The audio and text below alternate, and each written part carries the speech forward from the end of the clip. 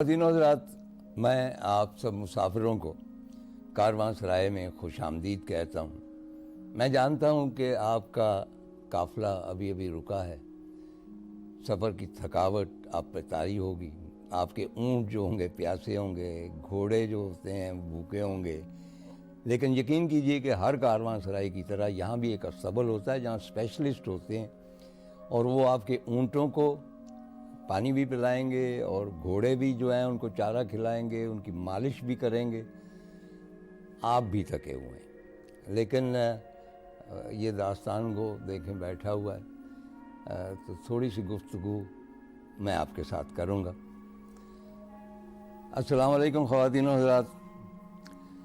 کارواں سرائے کا جو کانسیپٹ ہے، اس کی جو پرانی کشش ہے، میں جانتا ہوں کہ آپ بخوبی اس سے واقف ہوں گے، لیکن اس کا تھوڑا سا تاریخی پس منظر میں بیان کیے دیتا ہوں کہ پرانے زمانوں میں جو قافلے چلتے تھے، اور خاص طور پہ وینس سے چل کے یہ پورا جو خطہ ہے کراس کر کے تو چائنا جایا کرتے تھے، اور اسی لیے اس کو سلک روڈ بھی کہا جاتا تھا، سلک روٹ بھی کہا جاتا تھا۔ یہ میجر کاروانوں کے رستے تھے، اور جہاں جہاں پڑاؤ ہوتے تھے وہاں پہ کارواں سرائے ہوتی تھی، جہاں یہ کاروان جو تھے وہ ٹھہرتے تھے۔ اور جس طرح کہ میں نے ابھی عرض کیا ہے کہ ان کے جانوروں کے لیے بھی انتظام ہوتا تھا، وہاں پہ سنگرز بھی ہوتے تھے، وہاں اور بھی انٹرٹینمنٹ کی چیزیں ہوتی تھیں، اور ان میں سے کچھ کاروان سرائے جو ہیں، کارواں سرائے، وہ ابھی تک موجود ہیں۔ بیسک جو سٹرکچر ہے اس کا کارواں سرائے کا، وہ ایرانی زیادہ ہے، اور اس کی جو ساخت ہے، طرز تعمیر، اس میں ایرانی رنگ زیادہ ہے۔ لیکن مثلاً کاشغر کے قریب ایک ڈیزرٹ ہے، اس کے درمیان میں ایک پرانی کارواں سرائے ہے سلک روٹ کے زمانوں کی، اور وہ کارواں سرائے کے ارد گرد ایک نخلستان ہے، اور ارد گرد میل ہا میل ایک ڈیزرٹ ہے، اس کے سوا کچھ نہیں۔ انہوں نے اس کو پرزرو کیا ہوا۔ اسی طرح اگر آپ مجھ سے پوچھئے تو یہ پہلی مرتبہ میں کارواں سرائے میں قیام نہیں کر رہا۔ مثلاً طیب آباد ایک قصبہ ہے افغانستان ایران کے سرحد کے اوپر، وہاں پہ ہم گئے تو ایک پرانی کارواں سرائے تھی جو اب ایک ہوٹل میں بدل چکی ہے، اور ٹپیکل یہ ہوتا ہے کہ درمیان میں ایک فوارہ ہوتا ہے اور ارد گرد کمرے ہوتے ہیں، اور وہ موجود ہے۔ اب اس کو ہوٹل تو نہیں وہ کہتے، وہ سرائے کہتے ہیں، اور وہاں پہ رات بسرنا ایک بہت ہی خوبصورت تجربہ تھا۔ تہران کے درمیان میں ایک بہت بڑی محراب ہے، اور اس کے اوپر پتہ نہیں کیا نام لکھا ہوا ہے، کارواں سرائے۔ مجھے کسی نے سجیسٹ کیا، کیونکہ سفر کے دوران یہ لالچ ہوتا ہے کہ کم سے کم رقم خرچ کی جائے، پیسے کم ہوتے ہیں، تو انہوں نے کہا جی وہاں پہ بہت سستا آپ کو قیام مل جائے گا، کمرہ نہیں انہوں نے کہا۔ تو مجھے ایک ہیوج کمرہ دے دیا گیا، اوپر نقاشی ہوئی تھی ارد گرد، اور بستر میں نے کہا کہ بھائی، انہوں نے کہا یہ ہوٹل نہیں ہے، کارواں سرائے، بستر اپنا لے کے آئے۔ تو بہر طور وہ ہمارے پاس سلیپنگ بیگ تھا، میں لیٹا ہوں۔ آدھی رات کے وقت ایک دم گلگپاڑا مچ گیا، شور مچ گیا۔ میں نے دیکھا کہ 2-3 فیملیز ہیں، لمبے لمبے، انہوں نے وہ چادریں پہن رکھی خواتین نے، اور ان کے ساتھ مرد اور بچے، اور آتے ہی وہ غل مچ گیا۔ تو کارواں سرائے کا مالک بھی آیا، تو میں نے کہا جی یہ کیا ہو رہا ہے؟ کہنے لگا بھائی یہ تو آدھی رات کے وقت آئے ہیں مسافر، تو آپ کو اکیلے کو تو ہم نے کمرہ نہیں دیا تھا، لیکن یہ تھا کہ وہ سارے دوست ہو گئے، صبح انہوں نے مجھے ناشتہ بھی بنا کے دیا۔ تیسرا جو میرا تجربہ ہے کارواں سرائے میں ٹھہرنے کا، وہ بہت یونیک۔ میں کابل سے چلا ہوں، اور غلطی سے تو نہیں، بہرحال میں ایک کارگو بس میں بیٹھ گیا، اور کارگو میں روئی کی گانٹھیں تھیں، اور ان کے درمیان میں پھنسا ہوا تھا۔ تو پہلے ہم کندھار گئے، اور کندھار میں جو کچھ ہوا، سی آئی ڈی میرے پیچھے لگ گئی۔ اگر میں کوئی مسئلہ ہو جاتا تو میں اب بھی افغانستان کے کسی غار میں بیٹھا ہوا قید کاٹ رہا ہوتا، لیکن وہ دیٹ از اندر اسٹوری۔ داستان وہ کے پاس آپ کو پتہ کہ کہانیاں بہت ہوتی۔ تو ہم ہرات کی جانب سفر کر رہے تھے، تو راستے میں وہ رکا، سائٹ پہ گیا، اور ڈیزرٹ کے قریب خانہ بدوشوں کی ایک بستی تھی، وہاں پہ اس نے سامان تقسیم کیا جو وہ کابل اور کندھار سے لے کے آیا تھا۔ یہ اس طرح ہمارے ناردرن ایریا میں بھی اسی طرح کرتے ہیں کہ جیپوں کے اوپر سامان رکھتے ہیں، اور راستے میں وہ مختلف جگہوں پہ وہ رکھتے جاتے ہیں، اور وہاں کوئی پہرے دار نہیں ہوتا کہ سامان اٹھا کے لے جائے۔ تو اسی طرح یہ شخص بھی خانہ بدوشوں کے لیے شہر کی جو سہولتیں ہیں یا صابن پانی یہ وہ جو بھی وہ استعمال کرتے ہیں وہ لے کے آتا تھا۔ اب ہوا یہ کہنے لگا کہ بھئی ہرات تو ابھی 150 کلومیٹر دور ہے تو ہمیں رات کرنی ہے، تو میں نے کہا کہاں کریں گے؟ کہنے لگا میرے ذہن میں ایک جگہ ہے۔ تو آف دا روڈ ہوا، ویرانہ سا تھا، ایک جگہ اس نے بس روک دی، وہاں سے ہم پیدل چلے اور شام اتر رہی تھی، اور اس شام کے دھندلکے میں کھنڈر تھے ایک کارواں سرائے کے، کچی، اس کی مطلب ایک آدھ مینار تھا، محرابیں گری ہوئی تھی۔ تو میں نے کہا ہم یہاں ٹھہریں گے؟ کہنے لگا یہاں فائدہ یہ ہے کہ کوئی کرایہ نہیں ہے اور سہولتیں تمام ہیں۔ میں نے کہا مثلاً؟ کہنے لگا سونے کے لیے چھت ہے اور کیا چاہیے۔ تو میں نے ایک رات وہاں پہ بسر کی، اور مجھے یاد ہے کہ رات کو بارش آ گئی اور میں باہر نکلا، اور جو بجلی کوند رہی تھی لگتا تھا کہ اس کارواں سرائے پہ ہی گرے گی، تبھی یہ کھنڈر ہو چکی ہے۔ اور ایک اور بات میں عرض کر دوں کہ یہ کارواں سرائے جو تھا یہ دشت مرگ کے کناروں پہ تھی، یہ بہت بڑا صحرا ہے، موت کا صحرا ہے، اس کے کناروں پر واقع تھی۔ اور پھر میں نے محسوس کیا کہ بہت ساری چیزیں میرے ارد گرد اندھیرے میں، ٹوٹل گھپ اندھیرا تھا، کہ ارد گرد موو کر رہی ہیں۔ وہ صحرا کے جو تھے نا جانور، پتہ نہیں چھپکلیاں تھیں، چوہے تھے، کیا تھے، وہ بارش سے گھبرا کر وہ کارواں سرائے میں پناہ لے رہے تھے، کیونکہ ان کو پتہ تھا کہ یہاں پہ وہ پناہ لے سکتے ہیں۔ تو رات ان کے ساتھ ہی گزری۔ اس کے بعد صبح سویرے جب ہم باہر آئے ہیں تو وہ دھند میں لپٹی ہوئی تھی، بہت زیادہ دھند تھی۔ اور اب بھی جب میں نے مڑ کے دیکھا تو وہ اس کے کھنڈر دھند میں ملفوف ہوتے ہوئے، اور اس سے پرے دشت مرگ کے کنارے۔ تو کئی مرتبہ ہوتا ہے کہ اس عمر میں آ کے فیکٹ اور فینٹسی جو ہے ان میں تخصیص باقی نہیں رہتی۔ تو ٹائمز مجھے لگتا ہے کہ یہ میری فینٹسی ہے، یہ ہوا نہیں ہے، لیکن یہ ہوا تھا، اور وہ آج بھی میرے خوابوں میں محفوظ۔ خواتین و حضرات، پچھلا جو کارواں سرائے تھا اس کے آخر میں آپ نے گلزار صاحب کی ایک بہت مشہور نظم ان کی زبانی سنی۔ یہ نظم جو ہے ان کی ایک کتاب ہے، اور اس کا نام بھی قدم زیرو لائن پہ ہے، اس میں سے لی گئی تھی۔ اور پارٹیشن کے حوالے سے کہانیاں ہیں، نظمیں ہیں، اور ایک انٹرویو ہے بہت اہم، اس کے بارے میں بعد میں بات کروں گا، لیکن ایک نظم سن لیجئے کیونکہ اس کا ریفرنس بھی ہے، بعد میں منیر نیازی کے ساتھ جڑتی ہے، اور اس کا عنوان ہے آنکھوں کو ویزا نہیں لگتا۔ آنکھوں کو ویزا نہیں لگتا، سپنوں کی سرحد کوئی نہیں، بند آنکھوں سے روز میں سرحد پار چلا جاتا ہوں، ملنے مہدی حسن سے۔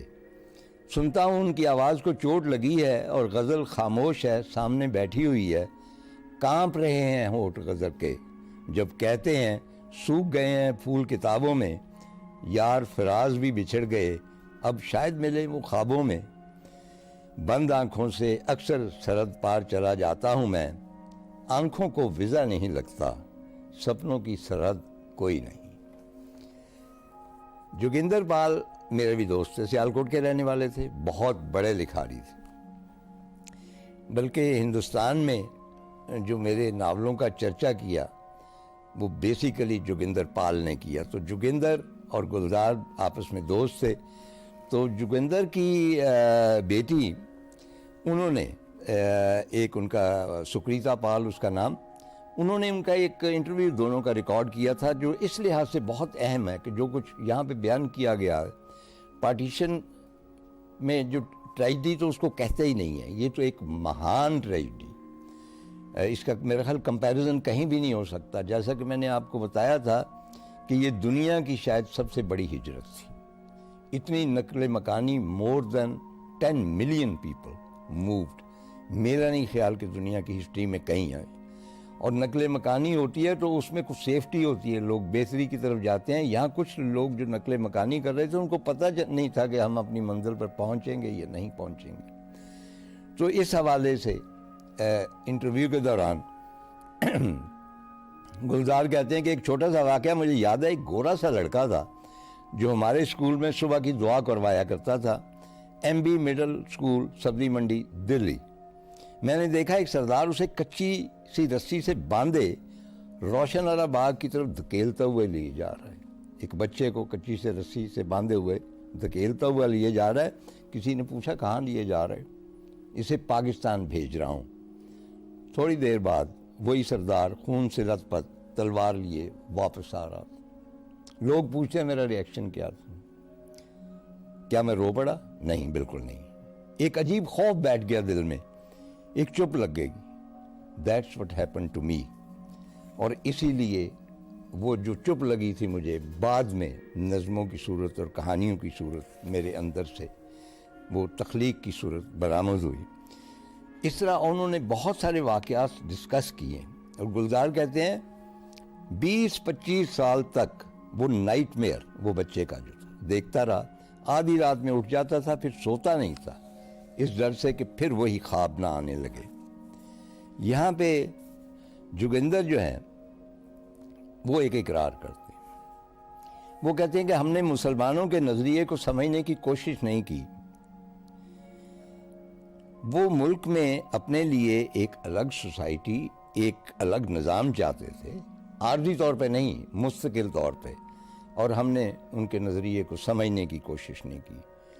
पाल ने यह भी कहा कि हाँ, हम दोनों के कल्चर ज़रा मुख्तलिफ थे। अपनी वालदा के हवाले से कहते हैं कि उनके घर सारे आते थे मुसलमान और उनको कभी कोई इतराज़ नहीं होता। वो घर आते थे, मेरे साथ रसोई में बैठकर खाना खाते थे, एक ही प्लेट में खा भी लेते थे, लेकिन उनके जाने के बाद माँ उन प्लेटों को आग में झोंक देती थी। ये फ़र्क था हम में और उनमें। चुनांचे ऐसे लोग कम हैं जो इस तरह के इतराफ़ात करते हैं।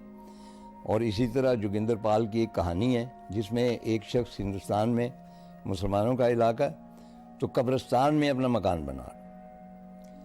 तो वो लोग कहते हैं कि यहाँ क्यों, कब्रों में क्यों बना रहा है? कहने का कब्रों में जितने मुर्दे थे उनको पाकिस्तान भेज दिया।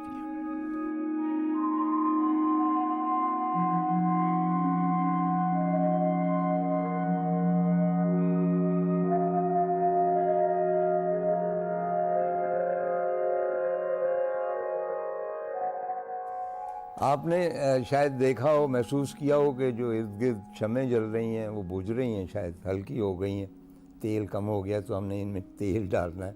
थोड़ा सा तवक्कुफ फरमाइए।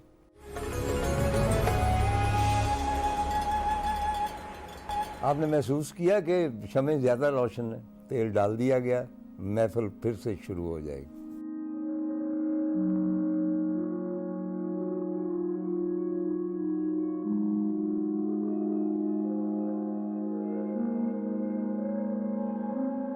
गुलजार का एक नावल है दो लोग। मुझे ये फ़ख्र हासिल है कि गुलजार साहब के फरमाइश पर इसका दिबाचा मैंने लिखा।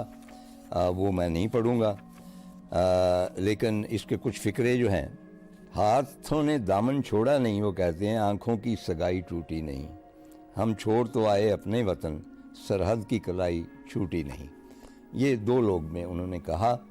अब जो मैंने कहा था कि इनके दरमियान एक राब्ता है, नॉस्टैल्जिया जो है वो बहुत सारे लोगों में हुआ, ऑब्वियस है।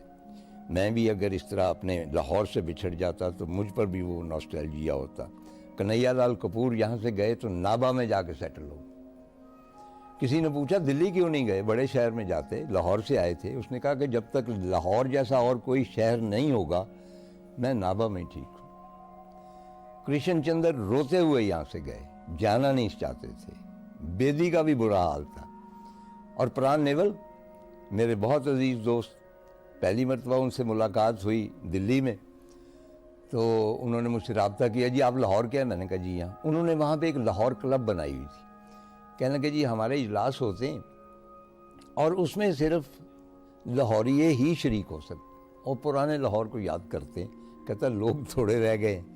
तो मुझे उन्होंने शिरकत की दावत दी, लेकिन बदकिस्मती से मैं ना जा सका।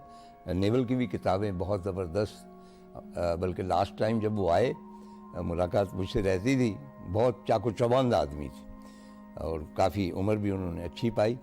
तो कहने कि मैं अपने बेटे को लेके आया हूँ। हम निस्बत रोड पे रहते थे, वहाँ पे अपना मकान दिखाया। मैंने कहा बेटे ये वतन है तुम्हारा, ये तुम्हारा मकान है, आइंदा मैं जब चला जाऊँगा तो लाहौर के साथ ये तुम्हारी जो है बंधन वो बंधा रहना चाहिए। तो इसी हवाले से मैं कहता हूँ कि वो जो नॉस्टैल्जिया है वो कोई बुरी बात नहीं, मतलब उसमें क्रिएटिविटी है, लेकिन ایک خاص حد آتی ہے جب نوسٹیلجیا سکنس میں بدل جاتا ہے، تب کریٹیوٹی ختم ہو جاتی ہے۔ اب مثلا منیر نیازی ہمیشہ اپنے ہوشیارپور کو یاد کرتے، لاہور جیسے شہر میں ہمیشہ وہاں کے باغوں کو یاد کرتے، موروں کو یاد کرتے، اور منیر ڈائریکٹ کبھی نہیں لکھتے تھے، تو ان کی ایک نظم ہے سپنا آگے جاتا کیسے، کہتے یہ اپنا وہ ڈسکرائب کر رہے ہیں وطن۔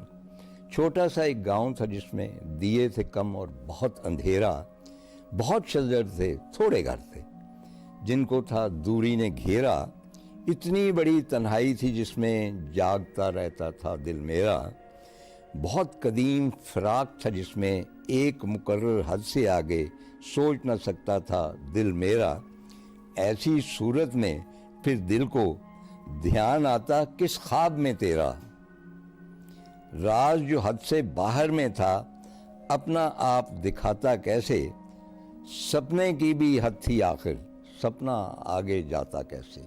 آپ دیکھیں گلزار بھی حد کی بات کرتے ہیں سپنے کی، اور یہ بھی منیر بھی، مشترکہ دکھ ہے اور کریٹیوٹی کی جو الٹیمیٹ ایک پینیکل ہوتا ہے، یہ دونوں شاعر وہاں پہ پہنچتے ہیں۔ میں جیسا کہ میں نے شروع میں عرض کیا، میں محقق نہیں ہوں، میں یہاں پہ جو بھی پروگرام پیش کرتا ہوں جو میرے مشاہدے میں چیزیں ہوتی ہیں، چنانچہ زیادہ کریٹیکل نہ ہو جائے۔ جب میں کہتا ہوں کہ تقسیم کے حوالے سے جو لٹریچر کریٹ کیا گیا تو سارا کا میں حوالہ نہیں دے سکتا، سارے کے بارے میں آگاہ بھی نہیں ہوں۔ مثلا مجھے یاد ہے کہ ایک سکھ خاتون ہے، شی میریڈ ٹو این آئرش مین، اس کا ناول آیا تھا وٹ دا باڈی ریممبرس، اتنا شاندار ناول تھا کہ میں نے بہت سارے لوگوں کو کہا کہ اس کا ترجمہ کریں، اور اسے پوچھا گیا کہ یہ تم نے پارٹیشن کے اوپر ناول لکھا ہے، کس طرح لکھا ہے؟ تو اس نے کہا کہ میری جو چاچیاں، پھپھیاں، دادیاں، نانیاں تھیں، میں ان کے پاس بیٹھ کے کہانیاں سنتی تھی، اور ان کہانیوں پہ میں نے بیس کیا ہے۔ مجھے اس خاتون کا نام یاد نہیں ہے۔ اسی طرح مطلب ہے کہ اگر منٹو کا اب جو ہے سر فہرست میں توبہ ٹیک سنگھ جو ہے، آئی فیل کہ اس سے بہتر پارٹیشن کے حوالے سے کوئی افسانہ نہیں لکھا ہے، کوئی تحریر نہیں لکھی۔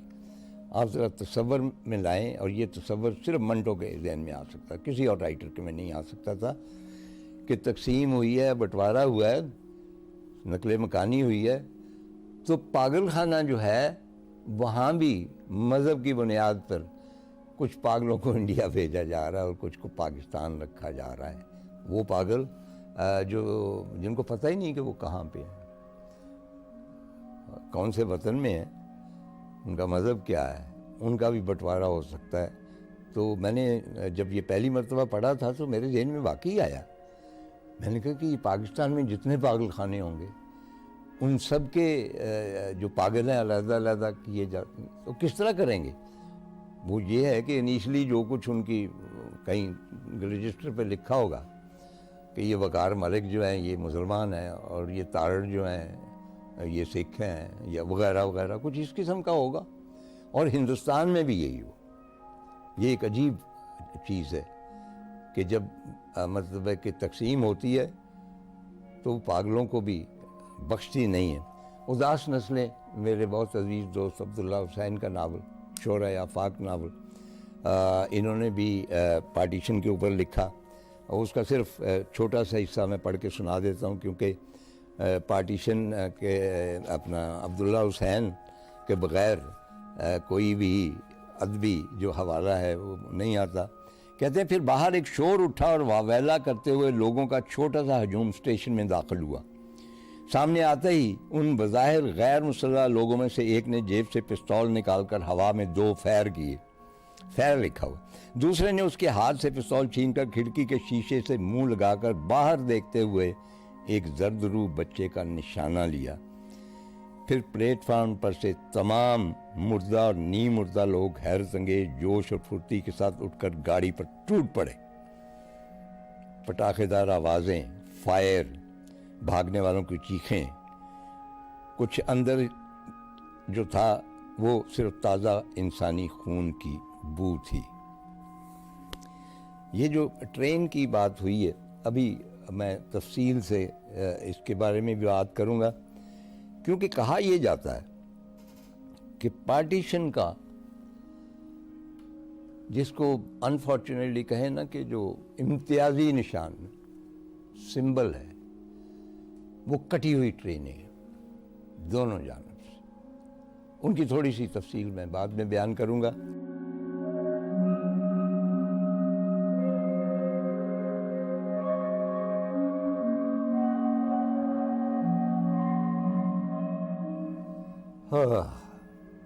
بوڑھا داستان گو ہے، سانس چڑھ جاتا، سانس درست کرنا، انتظار فرمائیے. جی میں نے آرام کر لیا. بوڑھا داستان گو جو ہے پھر سے تازہ دم ہے.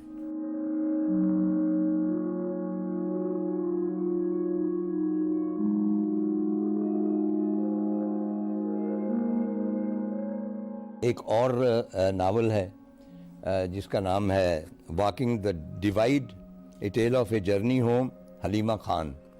اتنا وقت نہیں کہ اس کے ایکسٹریکٹس میں پڑھ سکوں، اس لیے کہ میرے پاس ایک کتاب ہے اور بہت اہم کتاب. میں قصہ گو ہوں تو قصہ ہی سناؤں گا نا. کہ اتفاق ہوا سارک کانفرنس میں شریک ہونے کا، اور انڈیا انٹرنیشنل میں ہم ٹھہرے. فراز بھی میرے ساتھ تھے، اور بھی لوگ تھے، انور سجاد تھے، جاوید شاہین تھے، چند ایک لوگ، انتظار صاحب بھی تھے. انتظار تو میرے ساتھ ہم دونوں سیر کیا کرتے وہاں. تو وہاں کے ریسٹورانٹ میں ہم ایک روز بیٹھے ہوئے تھے.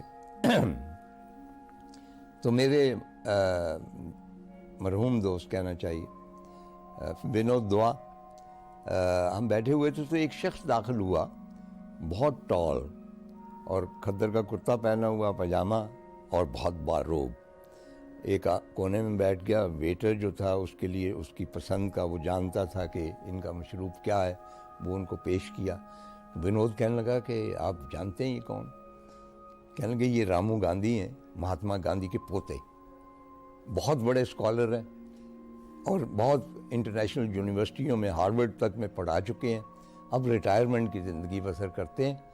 یہاں ایک سرونٹ کوارٹر میں رہتے ہیں. آپ امیجن کیجئے کہ ہندوستان کے جو باپو ہیں ان کا پوتا جو ہے اور اسکالر ہے، یہ نہیں ہے کہ بھئی نون اسکالر انٹرنیشنل، وہ ایک سرونٹ کوارٹر میں رہتا ہے. تو میں نے کہا کہ دعا، وہ میرے بیٹے سمیر نے ایک آٹوگراف بک دی تھی، تو وہ کہتا تھا کہ کسی اچھے سے بندے کے، کام کے بندے کے آٹوگراف لے آنا، تو اس سے لے لیں. تو کہنے لگا کہ میں تھوڑا سا جانتا ہوں ان کو. آئیں، ہم گئے. انہوں نے تعارف کروایا میرا کہ جی پاکستانی رائٹر. نیچرلی وہ کہاں جانتے تھے مجھے. تو میں نے آٹوگراف بک جب دی تو کہنے لگے بڑی سیریسلی کہ آپ ویسے کوئی اور بات کر سکتے ہیں لیکن میں آٹوگراف نہیں دیا کرتا. میں نے کہا گاندھی صاحب بات یہ ہے کہ میرے بیٹے نے کہا تھا کہ ہندوستان میں کوئی کام کا بندہ ملا تو اس سے آٹوگراف لیجئے گا، یہ شاعروں وائروں کو نہ لے آئے. تو آپ ہی مجھے نظر آئے، میں جا کے اس سے کہہ دوں گا کہ مہاتما گاندھی کے پوتے نے اتنا نہیں کیا کہ ایک آٹوگراف پاکستانی بچے کے لیے. And he smile. انہوں نے کہا ٹھیک ہے، بچے کے لیے ٹھیک ہے. کہنے کہ اس کا نام کیا؟ میں نے کہا سمیر. کہنے کہ اس کا مطلب کیا ہے سمیر کا؟ میں نے کہا دو مطلب بتائے جاتے ہیں، ایک تو گندمی رنگ والا خوبصورت شخص، اور ایک وہ شخص جو کہانیاں سناتا ہے لوگوں کو.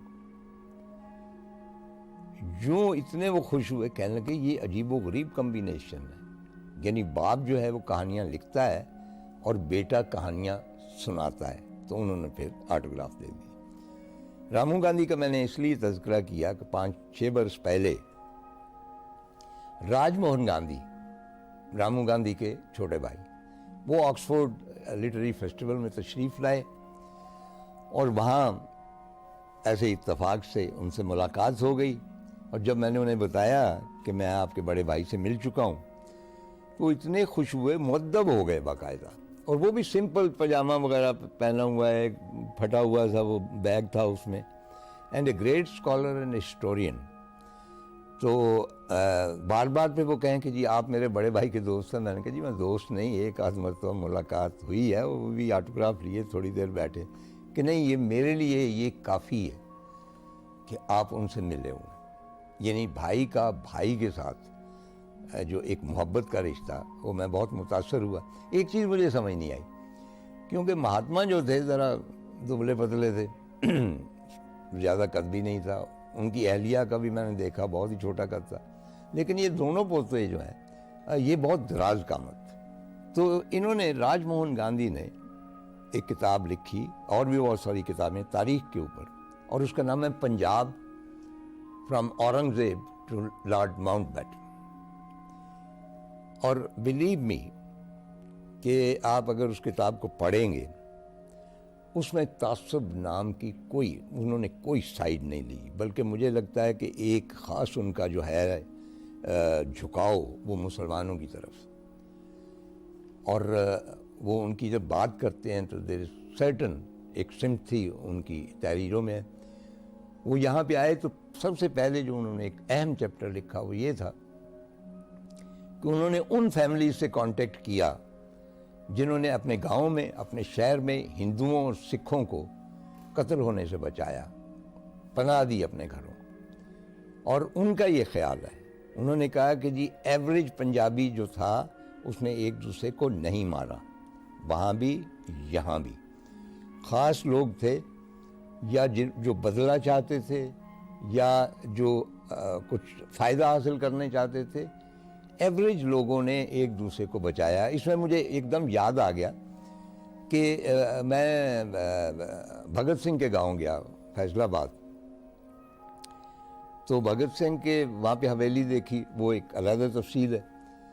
تو وہاں کے جو پرانے لوگ تھے ان سے میں نے پوچھا کہ بھگت سنگھ کی جو خاندان تھا وہ تو ظاہر ہے کہ 1947 میں یہاں سے چلا گیا ہوگا، تو کیسے گئے؟ کوئی قتل و غارت؟ انہوں نے کہا جی ہرگز نہیں۔ یہ بنگا اس گاؤں کا نام، بنگا جو ہے، یہاں پہ ہم فخر کرتے تھے کہ بھگت سنگھ ہمارے گاؤں کا ہے، اور ان کی فیملی کا بڑا احترام کرتے تھے، اور بڑے ذمہ دار سردار تھے۔ کہنے لگے جی پورے گاؤں نے پیسے اکٹھے کیے، ان سے 2 بندوقیں خریدیں، کیونکہ بندوقیں بڑی مہنگی تھیں، وہ صرف اس لیے خریدیں کہ یہ پوری فیملی جو تھی یہ بہت متمول تھی، اور یہ اپنے ساتھ بہت ساری چیزیں، قیمتی چیزیں، زیورات وغیرہ لے کے جا رہے تھے۔ ہمیں خدشہ تھا کہ راستے میں کوئی ڈاکو وغیرہ نہ آئے، قتل کا کوئی خدشہ نہیں تھا، nobody could touch them۔ تو ہم شاہ کوٹ تک گئے اور وہاں پہ ان کو ٹرین پہ بٹھایا۔ یہ بہت ساری جگہوں پہ ہوا۔ چنانچہ راج موہن گاندھی نے بھی اسی طرح اپنے تجربات بیان کیے مختلف، اور ان میں نام وام لینے کی ضرورت نہیں ہے، وہ سارے انہوں نے نام بھی دیے، کون کون لوگ تھے، کیا کیا ہوتا رہا۔ وہ کہتے ہیں کہ ایک زہریلی ہوا چل پڑی تھی اور لوگوں کو سمجھ نہیں آتی تھی کہ ہوا کیا ہے۔ ایک مشہور سردار ہیں، انہوں نے ایک بیان دیا اور یہ راج موہن گاندھی نے نقل کیا۔ وہ کہتے ہیں کہ بھئی مسلمانوں کے ساتھ جو کچھ ہوا، اور یہ ایک سکھ سردار کہہ رہے ہیں، وہ ہولوکاسٹ سے کم نہیں تھا۔ راج موہن گاندھی نے یہ بھی لکھا ہے اس کتاب میں کہ نان مسلم جو تھے، ہندو اور سکھ، وہ تقریباً 2.5 لاکھ کے قریب مارے گئے، اور اتنے ہی مسلمان مارے گئے، اگرچہ کہا جاتا ہے کہ ان کی تعداد ان سے کہیں زیادہ تھی۔ ان کا کہنا ہے کہ جو لوٹ مار کرنے والے تھے وہ سکھوں کے جتھے تھے، اور آبویسلی وہ تھوڑے سے مجرم لوگ بھی تھے اس میں شامل لوٹ مار کرنے کے لیے، اور وہ آرگنائز تھے۔ ان کے پاس ان دنوں برین گن کہتے تھے، مشین گن نہیں کہتے تھے، برین گنیں بھی تھی، پستول بھی تھے، برچیاں تو تھیں، تلواریں تو ان کے پاس ہوتی ہیں، اور ان کے پاس ٹرانسپورٹ تھی، یعنی وہ ایک قافلے کو قتل کرنے کے بعد کسی اور قافلے کی تلاش میں چلے جاتے تھے۔ مجھے کبھی کبھی حیرت ہوتی ہے کہ ہم کرتارپور کھول دیتے ہیں،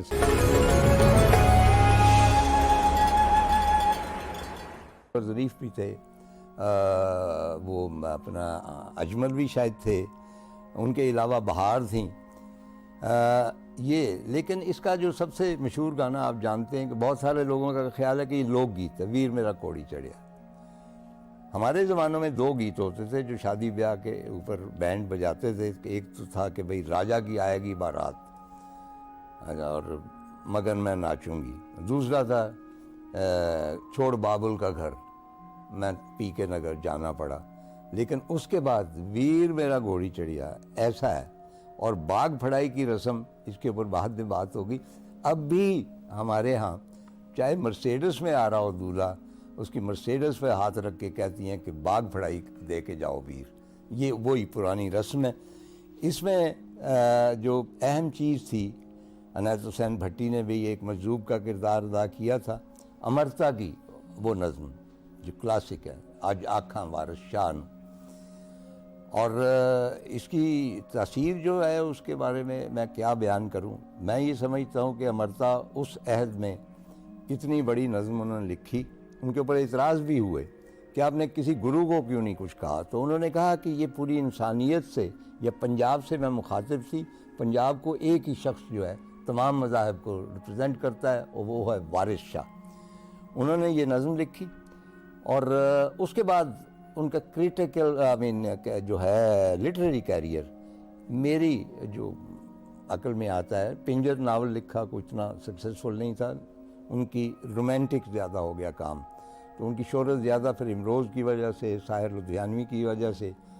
جب والے سے صرف یہ بات ہے کہ مونی روڈ پہ رہتی تھی، اور میری خواہش ہے کہ وہ مونی روڈ کا، کیونکہ مرتا اس زیادہ لاہور میں نہیں، ستار بجاتی تھی، بہت عمدہ ستار ریڈیو پاکستان پہ، کہ اس گھر کو بھی کم از کم تختی لگا جائیں کہ امرتا پریتم یہاں پہ رہتی تھی. مطلب نمائندہ پنجابی رائٹر تھیں، انٹرنیشنل کانفرنسز میں جاتی تھیں، اور مطلب وہ جو ان کی شاعری تھی اس میں دکھ تھا، درد تھا. میرے نزدیک وہ تھوڑی سی رومانٹک تھیں، اوور رومانٹک تھیں، لیکن میرے کہنے سے کیا ہوتا ہے کہ میں شاعر تو نہیں ہوں. تو ان کا جو آتش فشاں پھٹا ہے جذبات کا اور کریٹیوٹی کا، وہ یہی تھا کہ اج آکھاں وارث شاہ نوں تے اج سبو قیدو بن گئے حسن عشق دے چور.